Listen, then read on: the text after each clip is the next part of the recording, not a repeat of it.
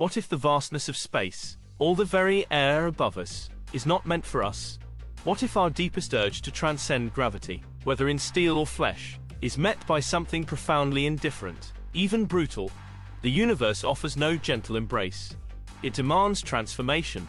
We speak of audacious dreams, an 88 annual Starship launch cadence, recovering 44 super heavy boosters from Launch Complex 39A. This ambition, however, collides with a stark reality, the bottleneck of relying solely on a single Mechazilla tower. This harsh truth necessitates drone ships. Imagine colossal Starship landing legs, forged from 304L or 30X stainless steel, designed to endure re-entry heat up to 1400 degrees C. 3 Raptor engines unleash nearly 840 tons of thrust, culminating in a landing on a moving deck.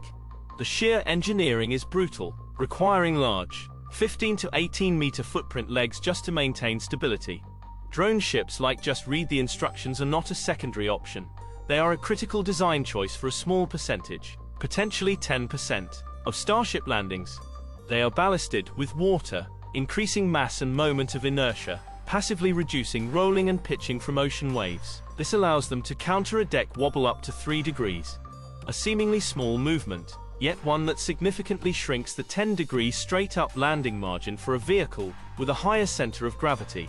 Such engineering allows boosters to use nearly all propellant for the mission, reserving only 1% for landing, increasing mass-to-orbit capability by 10 to 20 tons compared to tower catches requiring boost-back burns. This enhances operational redundancy, ensuring a high launch cadence even if a primary tower requires maintenance. By 2026, these drone ships will evolve into vital links of a global transportation system, mirroring interplanetary exploration conditions where hardware must be self-reliant, stress-testing endurance for colonization missions. Yet, before we soar to other worlds on ships of steel, there is another ancient dream, one of flesh, not steel. Long before metal soared, humanity imagined transcending gravity with its own body. The universe's demands are no less brutal for biology. The fantasy of human flight dissolves under the stark reality of needing an approximate 7-meter wingspan, necessitating stronger pectoral muscles to anchor them and prevent immediate detachment. Forget impractical larger bone structures. Bird bones are hollow, interconnected with air sacs and lungs, providing a continuous flow of oxygen with each wing downstroke for amplified breathing efficiency during faster flapping. To even flap simultaneously, Ephron B3, a spinal cord molecule facilitating alternating limb movement, must be eliminated. This transformed existence would demand over twice the energy of running, the caloric equivalent of 4 cheeseburgers for every hour of flight, resulting in a reduced capacity for other activities.